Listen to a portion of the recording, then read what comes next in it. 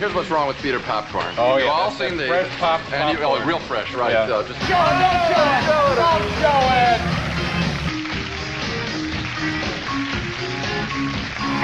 The actual combined weight of Gene and Roger, 490. Here now. Here's the time Joan Rivers pitted Gene against an actress he'd given a bad review to. Kate purposely moved over because she's very mad at Gene because he gave her a lousy review. What do you mean? Why don't you wait to hear what the movie was?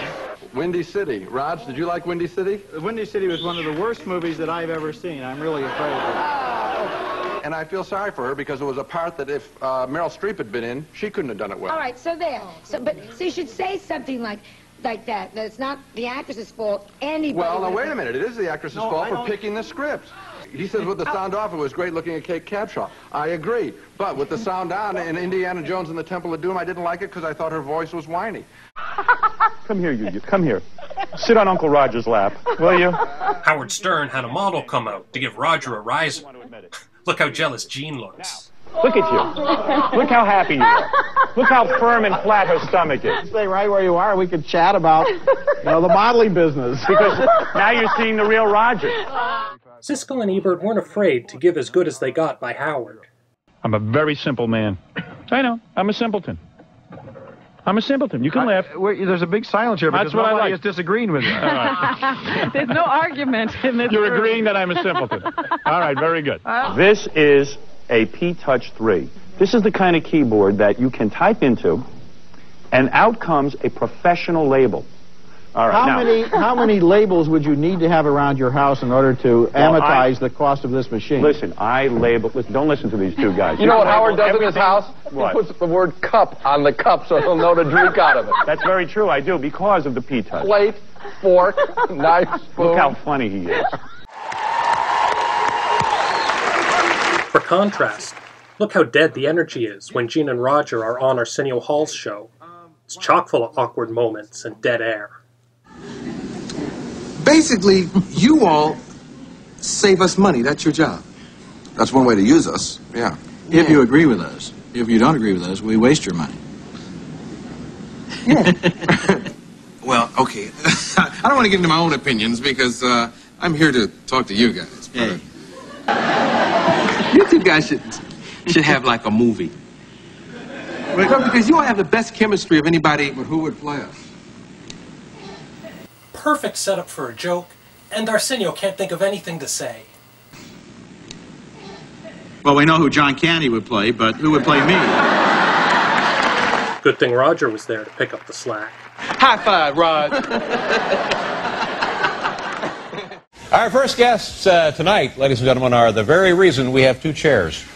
First thing I thought of when you guys walked out, who's going to make a move for this chair?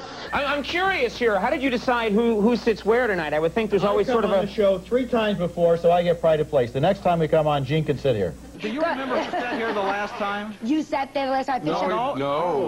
I sat over here the last time. Because I saw Gene start to sit down over here, and you body checked him out of the way. I noticed that myself. It wasn't intentional. It happens a lot. Come here, Gene. I know, Roger, come on. All right. You stay there. Gene, you come around the desk. I'll sit in the middle. You're like children. You're like...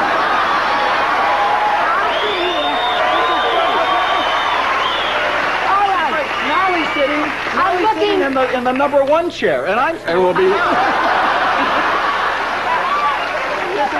I hope you're happy now. I'm looking straight ahead. Oh, I'm not happy at all. We'll be right back in a moment. I've always wanted to say that. We'll be right back in a moment. And a special welcome back to the show to Gene. I don't think we have not seen you since you had your medical operation a few months back.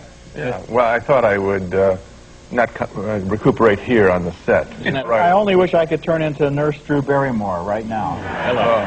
You in a white uniform scare me. Anyway, well, I had a pretty good weekend until I found out that Gene Siskel died. A lot of people that you know on the show are just, people that, showbiz, celebrities, that you don't really know much about them. But Siskel and Ebert, we kind of became friendly with. Absolutely. And so to hear about Gene, who was, and my gosh, we're all thinking about his family and his friends in Chicago. But just a nice decent guy. It's very strange, it's very peculiar, because for as long as I've known you, I've known Gene, and Gene was always there, and you would be there, and now here you are, obviously, by yourself, and it's very darn strange. I miss him. I miss his humor, I miss his intelligence, I miss fighting with him. I mean, we used to be backstage before we would come on, you know, jostling to see who would come out first. Roger soldiered on, continuing to appear on Conan and Letterman and Stern. Let's talk about your past. Okay. In the 70s, you reviewed porn movies. You reviewed pornography, and you would write in-depth reviews. Okay. Well, did you or didn't you?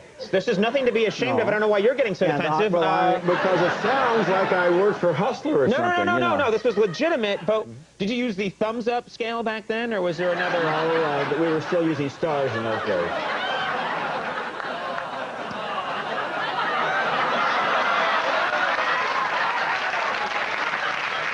You should be ashamed of yourself, young man. You're never coming back, are you?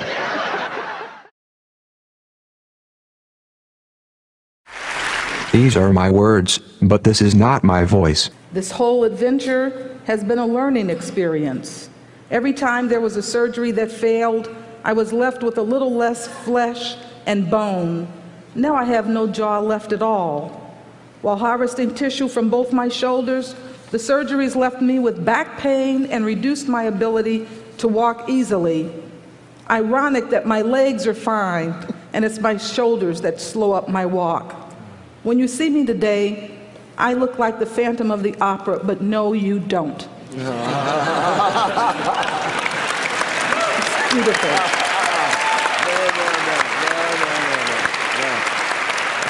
I am here with the world-famous film critic, Roger Ebert.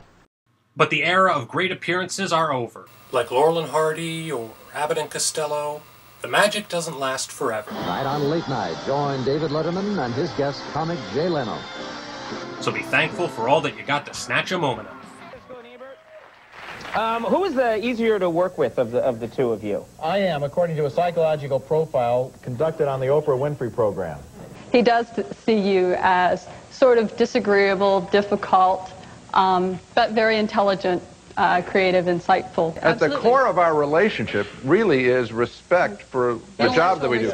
And the reason why we're able to predict our answers, I think, is that we have worked together professionally for 21 years. I tell you, I realize after 20 years I've been unfair to you. You are my best friend. Oh. You're the guy. You're there for me. Oh, look at that. I can count on. I love you, big guy. Thank you, Roger. Thank you. Yeah. God bless you. You're my buddy. Look at that, huh?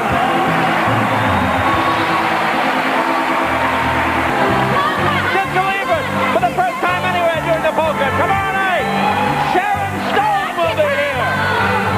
I've got a lot of birthday wishes. I've got, I hope our troops are safe. I hope Roger Ebert does well. I think, oh, that's nice. You lost 4 yards. You lost 4 yards. You have the ball, Ignat. Okay, 4th down and 20. Very good. Hot. So I went out and I bought these little ear things which have a radio so you really can't hear. I'm going to ask you to put these on first, okay, Roger? And I'm going to ask Gene what he likes and dislikes the most about you. And then I'm going to switch them and see what he likes and dislikes. What you like and dislike the most about him. Is this the dating game or the Joan Rivers show? Find very offensive and condescending about your statement is nobody would say to a bunch of white filmmakers, how could you do this to your people?